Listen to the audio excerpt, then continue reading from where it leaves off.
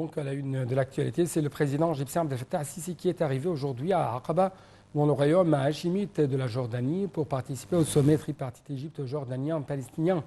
Lors du sommet, les trois dirigeants ont discuté de l'escalade militaire israélienne dans la bande de Gaza et les moyens d'intensifier les efforts visant à arrêter l'escalade et à sauver la population palestinienne de Gaza de la tragédie humaine courante.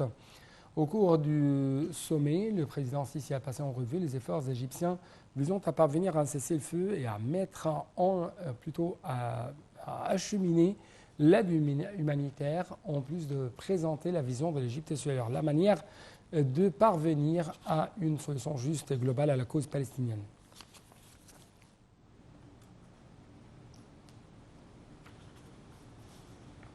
Le Premier ministre Dr Mostafa Madbouli a présidé la réunion hebdomadaire du cabinet dans la nouvelle capitale administrative pour discuter d'un certain nombre de dossiers. Au cours de la réunion, l'adjoint du Premier ministre a évoqué un certain nombre de modalités pour le contrôle du marché et la lutte contre le monopole. Lors de la réunion, le Conseil des ministres a chargé l'organisme central de l'urbanisme de la fondation de 14 complexes urbains dans le gouvernorat du Sinaï du Nord, et c'est dans le cadre de l'accélération de la mise en place des projets de développement dans les gouvernorats.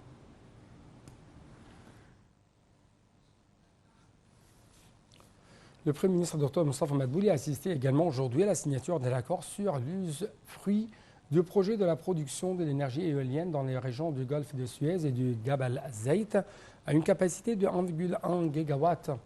L'accord avec des investissements s'élevant à 1,5 milliard de dollars est signé entre l'autorité de développement et de l'usage de la nouvelle énergie et de l'énergie renouvelable d'une part et une coalition dirigée par la compagnie d'Aqua Power d'autre part. En vertu de cet accord, la coalition devrait donc, dans la phase de développement du projet, achever les études du site, assurer le financement du projet dans les deux dites régions.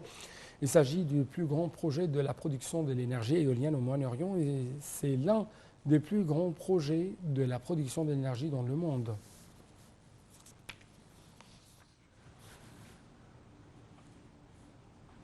Le ministre des Transports, le général Kamel Al-Wazir, a discuté du projet Le Caire à Cape Town avec l'ambassadeur du Rwanda au Caire. Ce projet est considéré comme l'un des principaux axes importants adoptés par le COMESA pour développer le mouvement des échanges commerciaux entre les pays africains situés sur son parcours. Les deux parties ont également examiné le projet de passage maritime Victoria Méditerranée qui vise à relier les États membres du COMESA à un moyen de transport relativement peu coûteux, sûr et économe en énergie. Les deux parties ont discuté du renforcement de la coopération maritime dans le pays d'Afrique de l'Est dans le cadre de l'accord de libre-échange continental africain. Quant aux indices de la bourse du Caire, ils ont marqué une performance mitigée sous l'effet des opérations de vente de la part des institutions des fonds d'investissement contre des opérations d'achat effectuées par des institutions locales et arabes.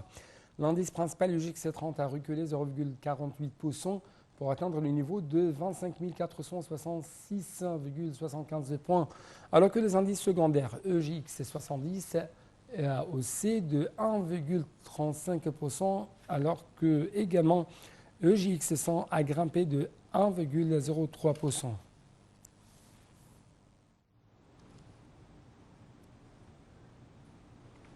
Le secrétaire d'État américain Antony Blinken